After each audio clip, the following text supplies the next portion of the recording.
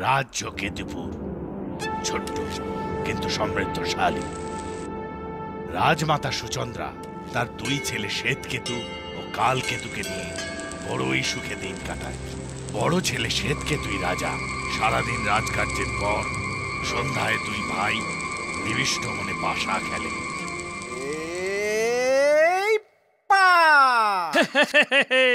এবারও তুমি হারলে দাদা। মহারাজ, এরা আপনার সাক্ষাৎ প্রার্থী। কি খবর ভাই সাহেব? মহারাজ, কদিন ধরে গ্রামে এক উৎপাত শুরু হয়েছে। গরু, মোষ, ভেড়া, ছাগল সব হঠাৎ হঠাৎ অদৃশ্য হয়ে যাচ্ছে। জঙ্গল প্রান্তের গ্রাম, তাই ভয় হয় বাঘ ভাল্লুক না হোক চোর ডাকাতের কাজ হলেও হতে পারে। না না, ভয়ের কিছু নেই। আমি সৈন্য দিচ্ছি, ওরা জঙ্গল সীমানা পাহারা দেবে। সৈন্য পাঠাচ্ছ, পাঠাও দাদা, আপত্তি নেই। কিন্তু সাথে আমিও যাব। একবার নিজের চোখে চারিদিকটা দেখে আসবো। বেশ, যা তোমার ইচ্ছা। কথা মতো পরদিন সকালে কালকেতু বেশ কিছু সৈন্য নিয়ে রওনা দিলেন।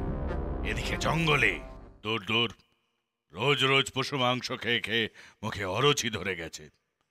নর মাংস হলে বেশ ভালো হতো। আপনি বোকা, তা না হলে ইচ্ছে করলে মানুষ খেতে পারে। কি করে? শুনুন, কেতুপুরের ছোট রাজকুমার কালকেতু জঙ্গল পরিদর্শনে এসেছেন।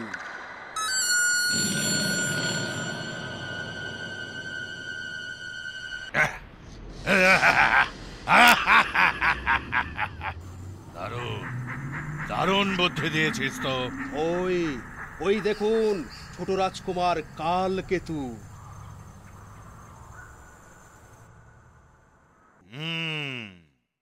দাঁড়াও, দেখাচ্ছি মজা। জঙ্গল থেকে এক কান্নার আওয়াজ আসছে না? কোন স্ত্রী লোকের কান্না। তুমি এখানে দাঁড়াও, আমিও বরং এগিয়ে দেখি।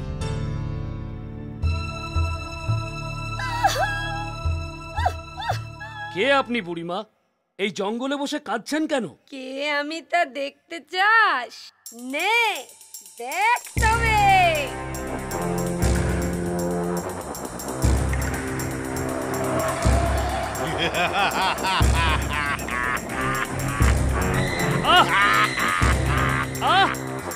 ছাড় বলছি।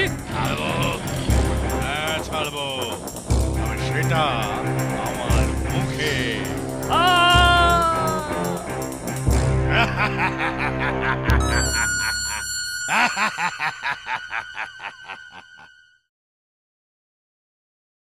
যুবরাজ, জঙ্গল থেকে একটা চিৎকারের শব্দ কানে এলো না? হ্যাঁ, এক দুর্ধর্ষ ডাকাত। যুদ্ধে তাকে বধ করলাম, তারই অন্তিম শব্দ শুনছ। চলো এবার প্রাসাদে ফেরা যাক। সত্যি ভাই, আজ তোমার বীরত্বে আমার বুক গর্বে ভরে উঠছে। বলো তুমি কি চাও? আজ আমি আপনার সাথে পাশা খেলতে চাই। যদি আপনি হেরে যান তবে আমি এই রাজ্যের রাজা হব, আর আপনি এই রাজ্য ত্যাগ করে চলে যাবেন। বেশ, আমি রাজি। পাশা খেলতে বসলো শ্বেতকেতু, কিন্তু ভাই রূপী রাক্ষসের মায়াজালে পরাজিত হয়ে রাজ্য ত্যাগ করতে যাচ্ছে ঠিক সেই সময়। কালকেতু, তুমি যা করছো তা অত্যন্ত অন্যায়। ভুলে যেও না, আমি এখন রাজা, তাই মুখ সামলে কথা বলবে। না হলে কি করবে? কি করব? বেশ, দেখো তবে। প্রহরী, আদেশ মহারাজ। একে এই মুহূর্তে কারাগারে নিক্ষেপ করো। এনাকে কারাগারে? কি হলো, কথা কানে গেল না? না না না, যাচ্ছি মহারাজ, যাচ্ছি। আসুন রানীমা। কি হলো, তুমি এখনো দাঁড়িয়ে আছো? রাজ্য ত্যাগ করবে নাকি মৃত্যুদণ্ড দেব? না না ভাই, যাচ্ছি। রাজ্যচ্যুত শ্বেতকেতু সারাদিন এখানে ওখানে ঘুরে বেড়ান, আর রাত্রে কোনো মন্দিরে থাকেন। এদিকে রাক্ষসের অত্যাচারে সারা দেশে ত্রাহি ত্রাহি রব উঠল। তার হাত থেকে মানুষ পশুপক্ষী কেউ বাঁচতে পারত না। এমনই একদিন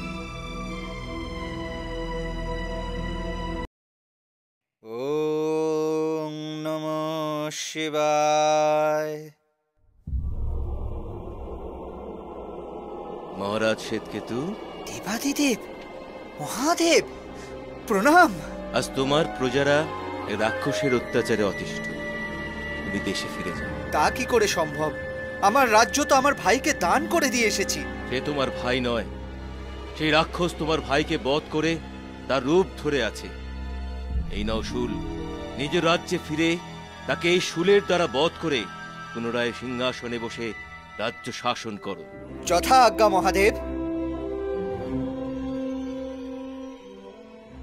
তোমার সাহস তো মন্দ নাও, আমার থেকে সিংহাসন দাবি করো।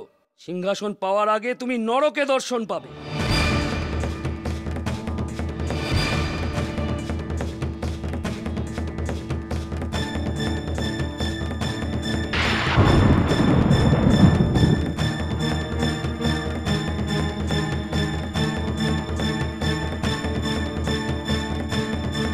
তোমার আগুনকে তো আমি মাঝপথে আটকে দিলাম, দেখি তো তুমি আমার এই ত্রিশূলটাকে কেমন করে আটকাও।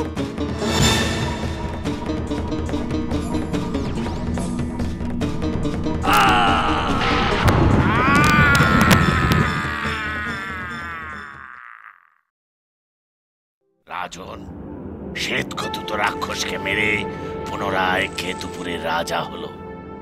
রাজমাতা সুচন্দ্রাও কারাগার থেকে মুক্তি পেল। কিন্তু আমার মনে একটা প্রশ্ন বরাবরই উকি দিচ্ছে, রাজা শ্বেতকেতু রাজ্য ত্যাগের সময় সাথে করে কেন নিজের মাকে নিয়ে গেল না? কারণ রাজা শ্বেতকেতু নিজেরই থাকা খাওয়ার ব্যবস্থা নেই, সেখানে সাথে করে অপর কাউকে নেওয়া তো চরম মূর্খতার পরিচয় দেওয়া মাত্র। তাই শর্ত মতো আমি চললাম।